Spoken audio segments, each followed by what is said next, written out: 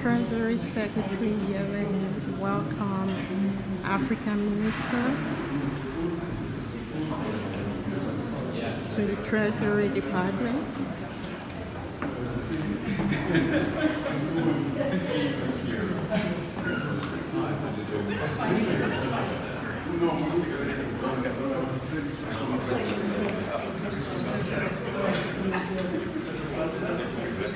Very good to see you. Good to see you, sir. Thank you for the invitation.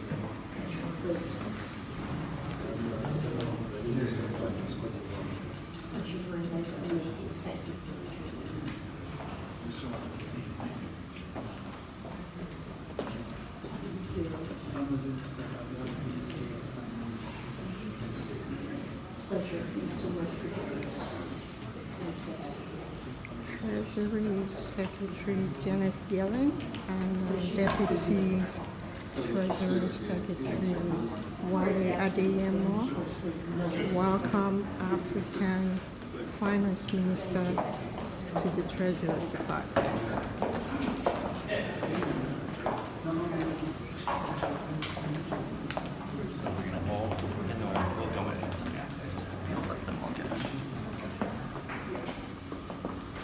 Keeping that on, right?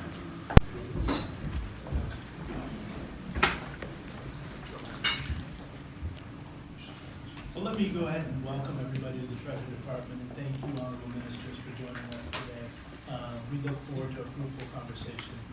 It's my honor to get to introduce my boss, Secretary Yellen, who needs very little introduction to you.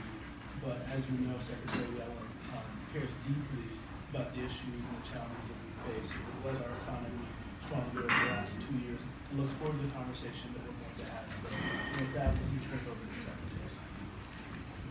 Thank you so much, Wale, for that kind introduction. And I'm happy to welcome fellow ministers from 10 African countries to the Treasury for what I actually think is the first dinner of its kind in Treasury's history, and I certainly hope it's not going to be the last.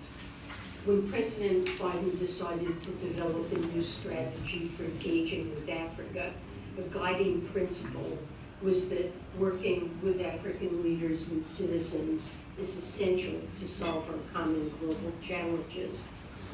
The problems we face cannot be surmounted without engaging the world's fastest growing continent, one that will represent about half of total growth between now and 2050, with its dynamism and creativity.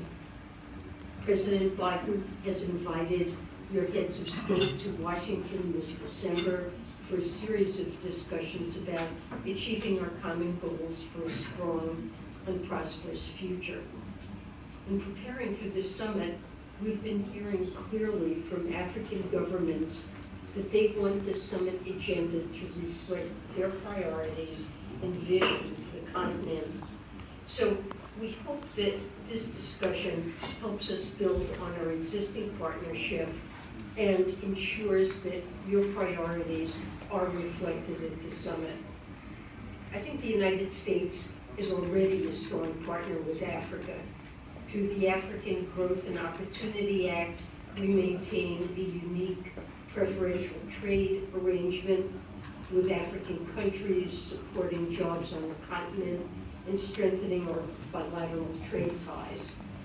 We're also the largest bilateral provider of vital health support, including the President's Emergency Plan for AIDS Relief, which has invested nearly $100 billion in African countries in life-saving HIV/AIDS assistance. We're working through multilateral channels, such as the Global Fund to fight HIV/AIDS, tuberculosis, and malaria, where President Biden just led a record $14.75 billion replenishment. And in critical infrastructure investment, both through Power Africa and Millennium Challenge Corporation, as well as through the multilateral development banks, we're supporting billions of dollars in power, transport, and other vital infrastructure to connect the African continent. But today, we face a challenging global economic situation, one that's placed additional pressures on emerging and frontier markets, notably across Africa. And I want to know how we can better work together to address these pressures. We know that Africa's talents and resources also hold the keys to solution in other parts of the world. And I'm interested in how we can support African solutions and leadership in the 21st century.